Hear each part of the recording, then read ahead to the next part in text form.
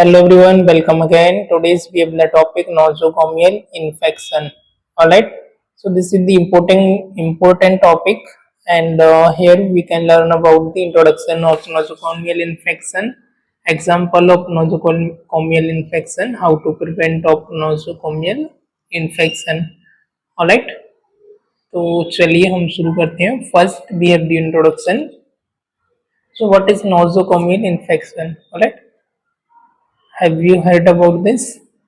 So first here is the introduction. Nosocomial infection, also known as hospital-acquired infection, are infections that a patient acquires during the course of receiving healthcare treatment for other conditions and which were not present or incubating at the time of admission. Alright, so nosocomial infection क्या होता है? Nosocomial infection आपका भाई infection है जो आपको hospital में admit होते समय आपको, जब आप हॉस्पिटल में एडमिट होते हैं उस समय आपको होता है, right. So nosocomial infection also known as hospital acquired infection, इसको हम हॉस्पिटल एक्वायर्ड इन्फेक्शन के नाम से भी जानते हैं.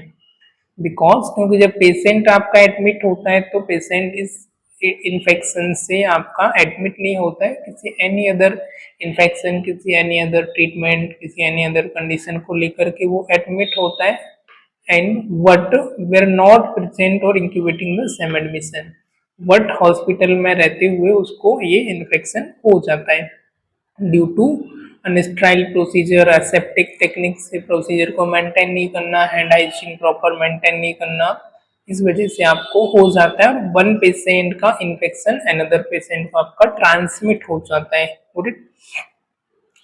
तो इसको बोला जाता है nosocomial infection. So example of nosocomial infection, कुछ आपके नोसोकोमियल इन्फेक्शन के एग्जांपल है, like urinary track infection UTI. दूसरा है surgical site infection SSIS. Third one is the pneumonia, especially ventilator associated pneumonia. Next आपका ब्लड स्ट्रीम इन्फेक्शन, जो कि IV cannula होता है उसके थ्रू आपका ट्रांसमिट होता है one person to another person में. एंड नेक्स्ट आपका transmission of the nosocomial infection. Nosocomial infection इसका ट्रांसमिशन कैसे होता है? So nosocomial infection can be transmitted through, अभी किसके थ्रू हो सकता है? डायरेक्ट आपके कॉन्टेक्ट से हो सकता है. कॉन्टेक्ट ट्रांसमिशन मोस्ट कॉमन होता है. डायरेक्ट कॉन्टेक्ट से डायरेक्ट आपका transfer from the health care worker और पेशेंट. हेल्थ केयर वर्कर से पेशेंट को ट्रांसफर होना, एक हेल्थ केयर वर्कर ने वन पेशेंट को टच किया, उसके बाद दूसरे पेशेंट को टच कर दिया विदाउट हैंड रब किए और विदाउट हैंड वॉशिंग के, या फिर कोई इन्फेक्टेड पेशेंट है उसके टच करने की वजह से डायरेक्ट हेल्थ केयर वर्कर को भी हो सकता है. सो वर्कर टू पेशेंट हो सकता है, हेल्थ केयर वर्कर और पेशेंट से आपका हो सकता है. दूसरा आपका इनडायरेक्ट कॉन्टेक्ट. इनडायरेक्ट जो कॉन्टेक्ट होता है मीन्स आपका कंटामिनेटेड इक्विपमेंट है, सरफेस है और इंस्ट्रूमेंट, उसकी वजह से आपको हो सकता है. आपने किसी भी कंटामिनेटेड इक्विपमेंट को टच किया, किसी भी सरफेस को टच किया, तो उसकी वजह से, और टच करने के बाद वही हाथ आपने हैंड अपने आपके माउथ में, नोज में टच कर लिया, तो वो डायरेक्ट आपके रेस्पिरेटरी ट्रैक में आपका बैक्टीरिया एंटर होता है. सेकंड आपका ड्रॉपलेट ट्रांसमिशन. जो ड्रॉपलेट ट्रांसमिशन है वो कैसे होता है आपका? जब आप छींकते हैं, जब आपको स्नीचिंग होता है, जब कफिंग होता है ना, जब आप बात करते हो तब आपको छोटा सा एक ड्रॉप आपके निकलता है, राइट. तो वो ड्रॉप की वजह से छोटा सा जो आपका वाटर का आपका कफ का ड्रॉप है वो दूसरे पर्सन में आपका स्प्रेड हो जाता है. थर्ड आपका एयरबोर्न ट्रांसमिशन. अब कुछ बैक्टीरिया ऐसे होते हैं जो कि प्रोलॉन्ग टाइम तक एयर में सर्वाइव करते हैं, और ऐसे सस्पेंडेड कुछ होते हैं, पार्टिकल्स होते हैं जिनको हम इनहेल करते हैं, जिसकी वजह से हमको इन्फेक्शन होता है, उसको बोला जाता है आपका एयरबोर्न ट्रांसमिशन, लाइक ट्यूबरकुलोसिस और मीजल्स. नेक्स्ट आपका कॉमन व्हीकल ट्रांसमिशन. अब ये किस तरीके से होता है? कंटामिनेटेड फूड, वाटर, मेडिकेशन और आईवी फ्लूइड. अब जो कंटामिनेटेड आपका फूड हो गया, राइट, तो आपने ले लिया तो उससे फूड पॉइजनिंग हो जाता है. कंटामिनेटेड वाटर इनटेक करने की वजह से आपने पानी ऐसा पी लिया जिसकी वजह से हो जाता है, कुछ मेडिकेशन ली जिसकी वजह से हो जाता है, कुछ आईवी फ्लूइड लेने से भी आपको होता है।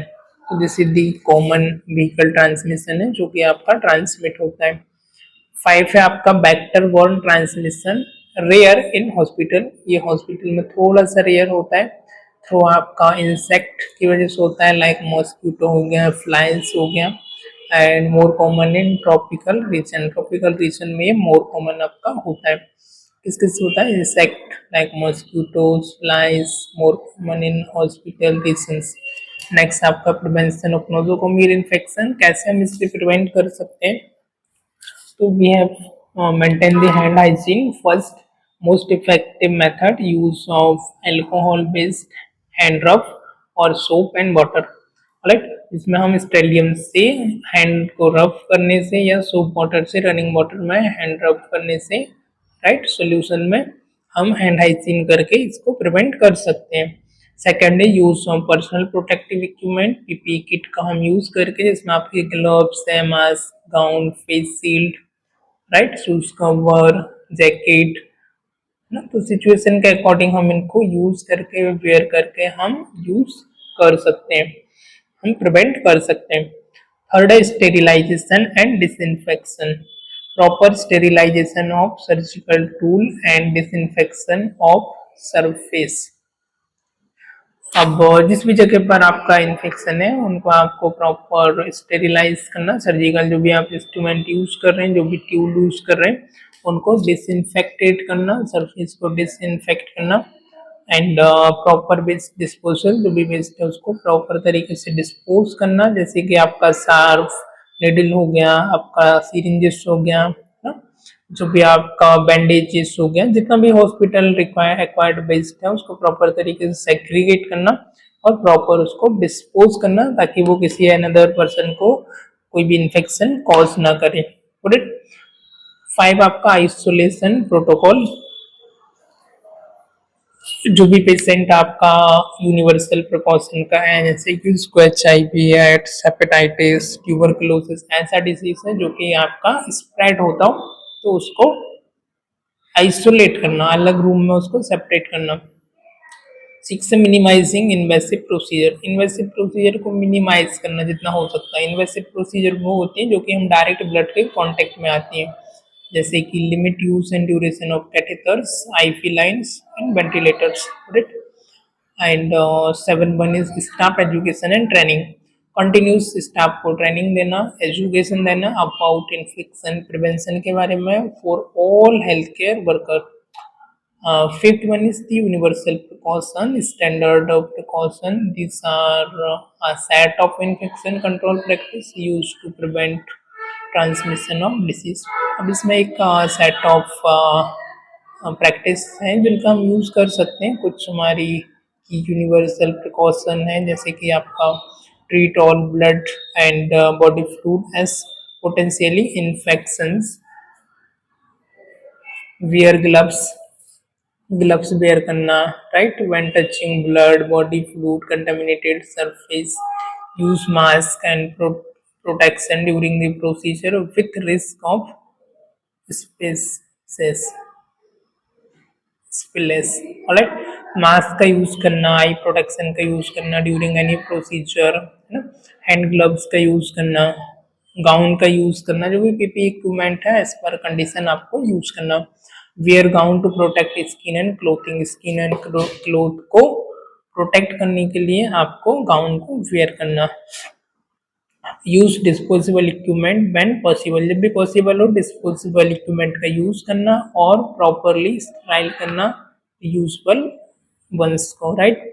Safe handling and disposal of sharp, जो भी शार्प है उनको सेफ तरीके से हैंडल करना और निडल को डिस्पोज करना।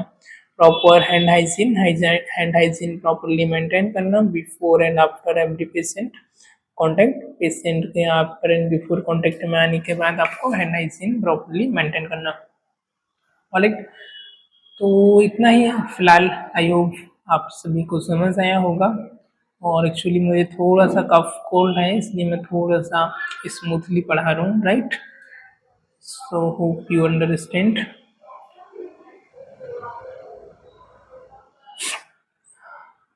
If you have any doubt regarding this topic, you may ask. Right? You can leave your comment.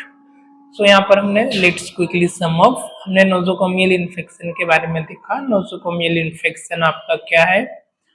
Nosocomial infection को हम हॉस्पिटल एक्वायर्ड इन्फेक्शन के नाम से भी जानते हैं, और ड्यूरिंग जो प्री एग्जिस्टिंग जो मेडिकल कंडीशन है उसका ट्रीटमेंट लेते समय आपको दूसरा एक इन्फेक्शन हो जाता है कोर्स ऑफ ट्रीटमेंट के समय, जब आप हॉस्पिटल में एडमिट होते हैं उस समय पर। एंड जब आप एडमिट होते हैं तब आपको वो प्रेजेंट नहीं होता है, but at the time of treatment आपको हो जाता है। इस इन्फेक्शन को नोजोकोमियल इन्फेक्शन बोला जाता है। जैसे कि आपका यूरिनरी ट्रैक्ट इन्फेक्शन होना, सर्जिकल साइट इन्फेक्शन होना, निमोनिया होना, ब्लड स्ट्रीम इन्फेक्शन होना, एक्सेट्रा। अब ट्रांसमिट कैसे होता है आपका? तो डायरेक्ट कॉन्टेक्ट से आपका होता है, इनडायरेक्ट कॉन्टेक्ट से होता है, ड्रॉपलेट इन्फेक्शन के थ्रू होता है, कफिंग स्नीचिंग हो गया है ना, टॉकिंग हो गया, एयरबोर्न के थ्रू होता है like tuberculosis, measles, common vehicle के through contaminated water, food, medication, IV, vector like आपका मॉस्किटो, इंसेक्ट्स है ना, ट्रॉपिकल रीजन में ज़्यादा होता है इस टाइप का इन्फेक्शन।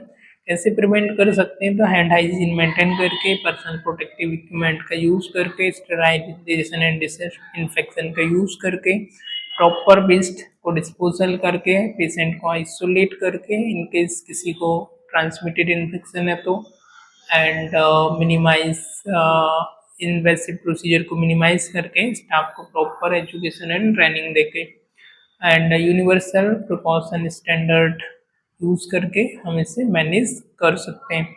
आई होप आपको समझ आया होगा। If you have any doubt you may ask. Right, चलिए बाय बाय, टेक केयर।